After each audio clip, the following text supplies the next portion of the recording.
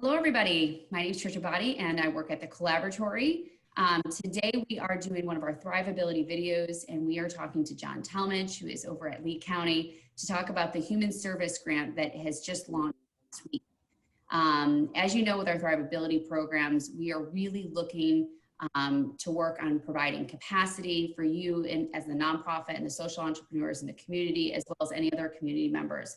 So today, having John Talmage on to talk about an opportunity for funding is something that is very near and dear to all of our hearts. So I want to welcome John Talmage for being here today. We appreciate him and his time. And John, just right off the bat, what's going on and what's new about this new grant? Hi, Tricia. Thank you for having me. In fact, we're in the third quarter of our grant cycle right now, and now that we're in football season again, I can talk about in football jargon, which is happy.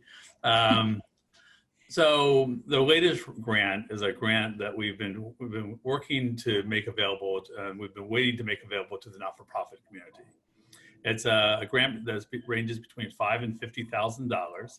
It can be used for reimbursement costs back until March 1st, and then it continued through till the end of the year. But the two standards are you have to provide some broad form of human services. That could be everything from after-school programs to daycare to job training to transitional housing, behavioral health services, whatnot. We're not defining human services, but it has to fall under that rubric somehow. And it has to be COVID related. So it can't be used to replace fundraising, that may have been lost during the impact. But if you had to buy computers for your staff to work from remotely, or you had additional caseloads because you're a food pantry, or you had to find new ways to communicate with your staff or your constituents or your clients because the pandemic, then we can cover those costs. And so we're looking to reimburse them. We're looking for what you can do to pay going forward. And our goal is to walk alongside you during that grant application so that we get you as much of the money as possible. So it's not, just submit it and it's yes or no. Call us, let's work with you, let's answer questions. Let's look at your application before you hit submit, and so that when we get to submission, that you have the highest likelihood of funding.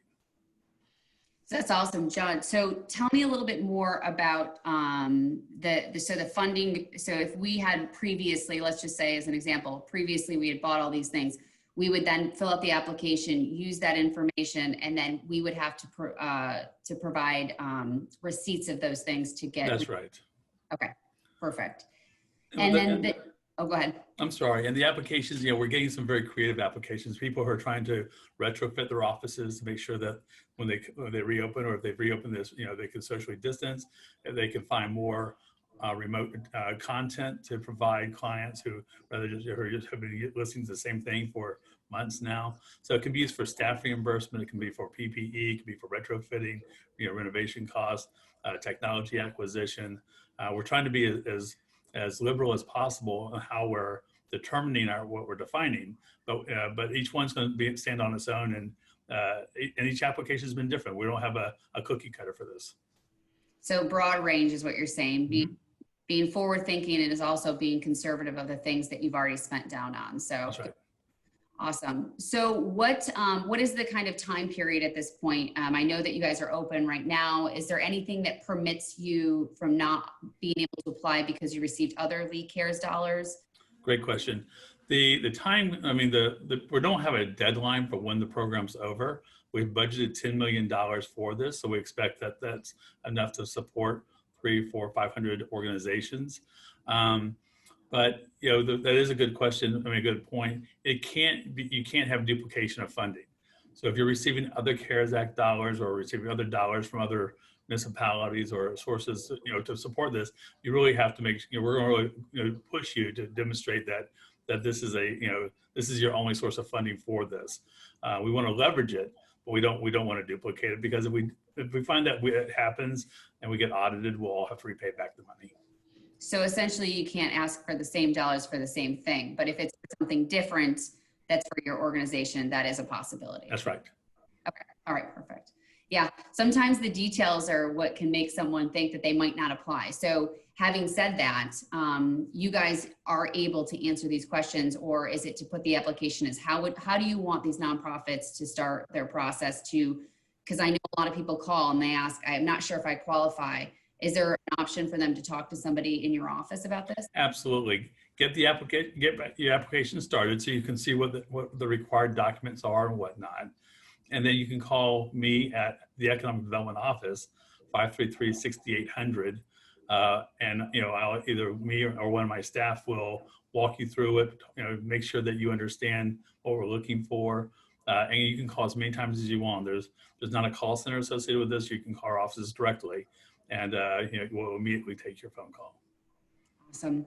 And lastly, because the Community Foundation obviously is a 5-region community foundation. So we service and have other individuals who service other counties outside. Sure.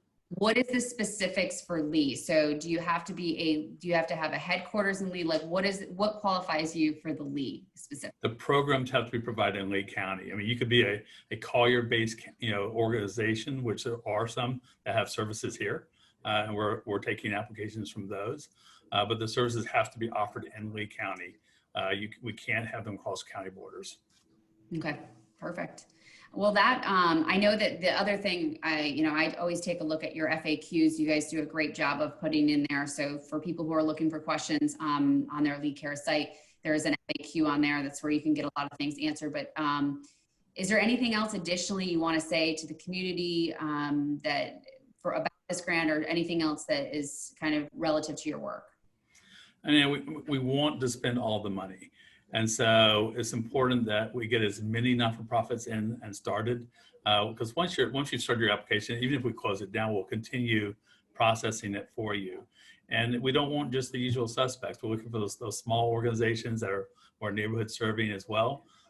They may have more of a difficult time with the documentation, but we'll walk you through it. And if you don't have something, we'll find other provisions or other ways for you to provide supporting information to qualify you. That's awesome. Well, thank you, John. We always appreciate everything you do for the community and for all this information that's and hopefully this funding that will go a long way for our community. So, but I want to thank everybody. I hope everybody has a great weekend and a good day. And thank you so much. Thanks, Tricia.